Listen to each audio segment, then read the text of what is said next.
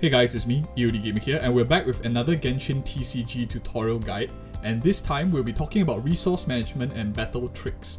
And if you are absolutely new to TCG, I highly recommend you check out this guide that I did a while back on an absolute beginner tutorial before coming back and revisiting this one.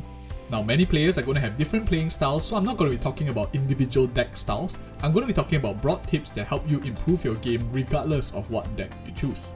Now, the number one tip that I have, and it's a mistake that I see a lot of beginner trading card game players make, is that they come into a match with a already fixated strategy. For example, they're going to use Diluc and then they're going to switch to KF or Melt and they're going to soul everything, and a very fixed and standardized methodology of playing. And that is actually one of the worst mistakes a trading card player can make, because while your characters are fixated and you have a certain combo that you want to make, the biggest impact of trading card games tends to be the resources that we are dealt.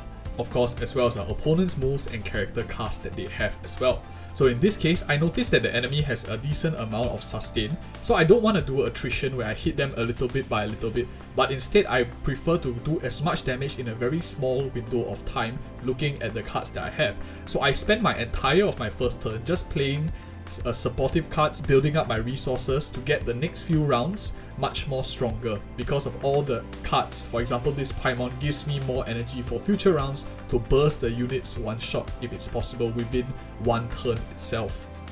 Which brings me to my second point, and that is a point on resource management in trading card games. Now, Genshin Impact TCG has many different resources that you have to manage, from energy, to cards, to burst cost, to switching characters, elemental reactions. But I want you, as a novice player for a start, to just focus on two things: your cards in your hand as well as your energy on the side.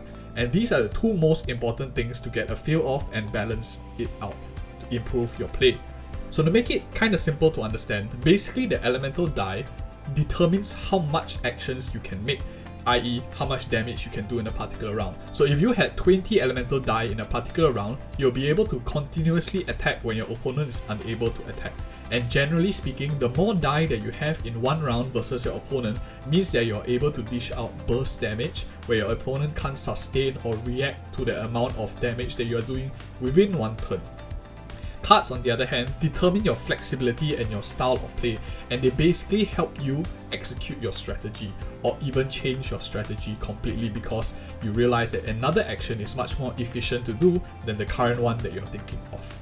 And another mistake I see players make is that they tend to waste their cards. For example, they discard it to convert everything into elemental energy and use it too early when you actually could have saved it for the next round to keep your play much more flexible. Cards can be carried over from one round to the next, whereas elemental energy cannot. So your focus should be maximizing the use of your elemental energy, and your cards, on the other hand, you should consider whether you will need those cards in future or is it better to play now. And now that we have understood the importance of resource management, I think it's very nice timing to talk about what do I look for in cards. Some of you might be browsing the shop and clicking through all of them and you're wondering which one is good and which one is bad. I'll be doing a full guide video of analyzing the different shops and maybe even putting them in a tier list, but we'll see how it goes. But basically, I want to give you some tools to make your own decisions as well. And you guys kind of guessed it, the idea of adjusting of which card is better than the others is all about the concept of resource management. Does this card give you more resources to execute an idea? For example, does it give you back elemental energy? Or does it reduce your cooldowns? Or does it increase some other resource that allows you more flexible play? And in general, you want to get cards that can be very flexible to be fit in most team comps rather than focusing down on a specific comp. Because most trading card game players who have played for a really long time will know that your ban list cards that get banned or even nerfed will definitely change, and the meta teams that are available often always people will build counters for them. For example, if Electro Charge is the flavor of this season, a lot of people will be going into the season with already counters in mind. So the idea of having a flexible team and understanding core concepts is much more important than following the meta of like, this character can do the most damage, that character can do the most damage. And now that we've covered the fundamentals of resource management as well as mistakes some players do make, it's high time that we go into something more specific. There are battle tips, and these are more specific to Genshin rather than the previous tips we shared that can be applied to majority of trading card games.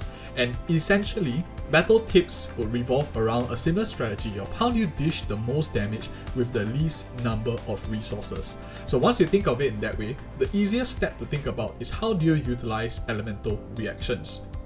And usually I like to have one character that provides some form of off-field elemental application just in case they decide to switch from one character to another. So for example, Kea is a very good example of a character that works very good off-field as well once he uses his burst. And when he applies that cryo to the unit, Sucrose can also summon the Anemo burst that she is activating, and as you can see here is infused with cryo, which allows me to apply more cryo on the enemy characters, giving Diluc the ability to melt, or even Sucrose or Kea to be able to reverse melt to get that bonus +2 damage on all instances when possible. This just chops up the damage and makes it much more efficient rather than doing raw damage at the same time. I'm going to be doing a guide on all the elemental reactions in Genshin and also my thoughts on which one might be slightly more better than the others, and I'll link it in the video card above when it's done, or you guys can just check back on my channel to see once I finish the video. And now let's talk a bit about AoE versus single target. I see a lot of people saying that AoE is a much more superior option versus any single target damage dealer, and I just want to clarify certain situations where people are not really factoring it to consideration yet. So whilst AoE is very good, especially when you can hit a lot of units with 2 damage each, that's already like 6 damage on an instance. However, where it doesn't factor in is if the opponent is a sustained kind of team comp, where if you do very minimal damage, they are able to heal it all up. In that sense, single target is much better. But what I want to consider is, for example, in this picture that you see here, when Jean is dead, very often players don't consider when they only have 2 characters left and how the 2 characters interact with each other. Most team comps are built with 3 characters in mind, and by shutting down one unit immediately, you often destroy the enemy's entire strategy very quickly. In that sense, a single target burst unit, especially in a team where you only have 3 characters, could often be the times where you often age out in terms of strategy because you ruin the opponent's plans by killing off a core member in their unit. For example here, if Kea or Diluc is dead, largely elemental reactions will go to a halt because melt will no longer be accessible to me.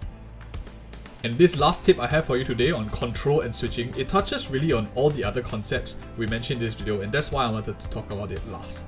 For example, an example of control is when Kea is being frozen by the enemy here, as you can see, and it kind of forces the player, me, to switch into another character and expend resources. So in a sense, by controlling your opponents and forcing them to switch out of undesirable characters, or 2 undesirable characters, you in a sense also gain a resource advantage over your opponent because of your control and switching play.